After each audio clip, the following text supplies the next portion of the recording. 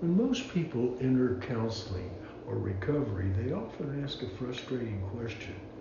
Why do I keep doing this? I know better.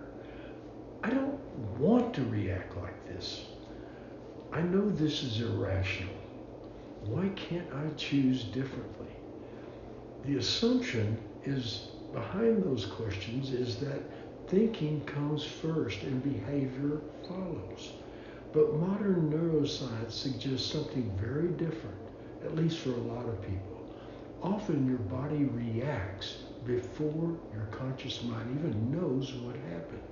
Stephen Porges coined the term neuroception to describe the nervous system automatic detection of safety, danger, or life threat. Notice the word, not perception, but neuroception. Perception is conscious. Neuroception occurs beneath the conscious awareness. Your nervous system is continuously scanning your environment, asking the question, am I safe? The remarkable thing is that this process happens automatically.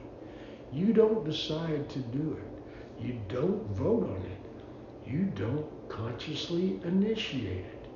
Your nervous system simply does what it was designed to do. And for people with trauma histories, addiction histories, attachment wounds, chronic stress, or repeated adverse experiences, that system can become calibrated toward danger. Not because they are weak, not because they are irrational, not because they lack faith, because their nervous system learned something and the body remembers it. Imagine a trigger occurs, a spouse sighs, an email feels abrupt, a supervisor asks to talk, a child screams, a door slams unexpectedly. For most people, those events appear relatively neutral, but the nervous system does not simply react to the event itself. It reacts to what previous experience predicts the event to mean. This is one reason trauma can be so confusing. The person is not merely reacting to the present, they're reacting to the present filtered through the lens of the past. The nervous system is essentially saying, this feels familiar, and familiar often becomes interpreted as dangerous. Before conscious awareness emerges, the nervous system has already begun evaluating the situation, not analytically, not verbally, not through logic, but through patterns. The brain is a prediction machine. It constantly compares present cues with past experiences. If enough cues resemble previous danger, the nervous system prepares for protection. Notice what happens next. The body responds. The autonomic nervous system shifts. The individual has not yet decided anything, yet physiological changes are already underway. Heart rate may increase, muscles tighten, breath changes, hormones shift, attention narrows. The body prepares for action. This is not pathology. This is adaptation. The body is attempting to protect you. Polyvagal theory describes three broad states that can emerge. First is social engagement. When the nervous system perceives safety, people naturally connect. Voice tone softens. Facial expressions become animated. Eye contact increases. Curiosity emerges. Learning becomes possible. Relationship becomes possible. The person is available for connection. Notice that safety does not merely produce comfort, safety produces capacity. The second state is mobilization, fight or flight. When danger is detected, the body prepares for action. Heart rate increases, muscles tense, breathing accelerates. Attention narrows toward the threat. The individual may become anxious, angry, defensive, controlling, hypervigilant, or impulsive. Many addiction behaviors emerge here, not because substances are necessarily pleasurable, but because they regulate distress. The substance, pornography, gambling, behavior, food, shopping, gaming, compulsive relationship behavior, they all become attempts to regulate the dysregulated nervous system. The third state is immobilization, freeze, shut down, collapse. When the nervous system perceives overwhelming threat, it may conserve resources rather than mobilize them. People often describe this as, I went numb, I checked out, I couldn't think. I felt disconnected. I felt like I wasn't even there. Many trauma survivors recognize this state immediately. The problem is that conscious awareness usually arrives after these shifts have already begun. By the time someone says, I'm anxious, I'm angry, I'm panicking, I'm shutting down.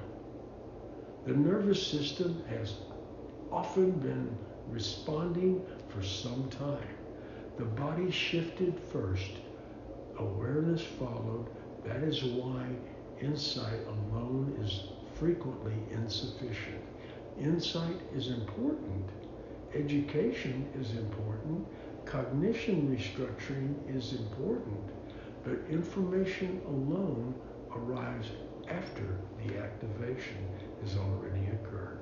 This is why many clients say, I know exactly what my therapist told me, but I couldn't access it in the moment. Of course they couldn't. The body had already shifted into survival mode. It was automatic. When the survival systems activate, higher order reasoning becomes less available. The individual did not suddenly become stupid. The nervous system simply prioritized protection over reflection. The body was doing its job. This understanding transforms how we view relapse of all kinds of behavior. Relapse is not merely a failure of willpower. It's often a culmination of thousands of nervous system events occurring beneath conscious awareness. The person encounters cues, the body responds, distress increases, craving emerges, and behavior follows. What appears to be a single decision often began much earlier. That's why shame is such a poor intervention. Shame assumes the individual deliberately chose every step, and that didn't happen. Neuroscience suggests something much more complex. The body learned survival strategies. Some became maladaptive, but they were originally attempts to solve a problem. The question becomes, how do we change the system? This is where somatic practice becomes important. Recovery is not merely teaching the brain new information. Recovery is teaching the nervous system new experiences.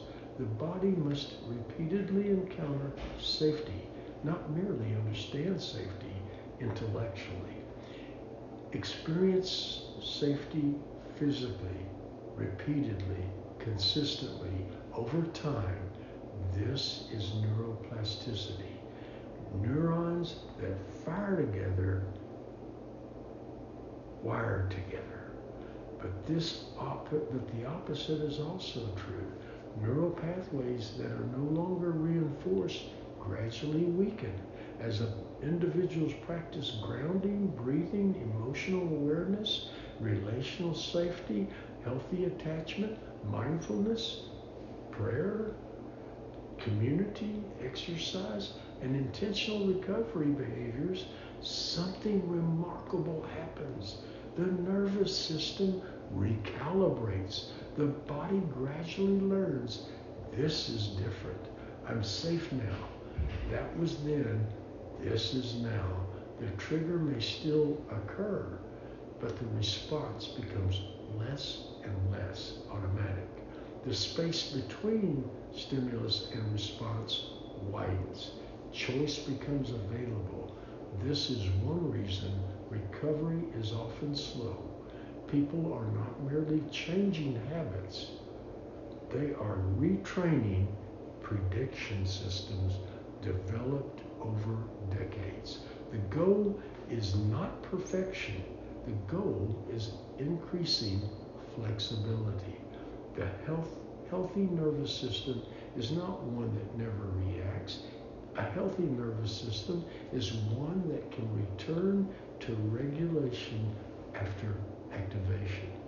The body learns, the brain changes, the nervous system adapts, and gradually what once triggered panic may produce curiosity.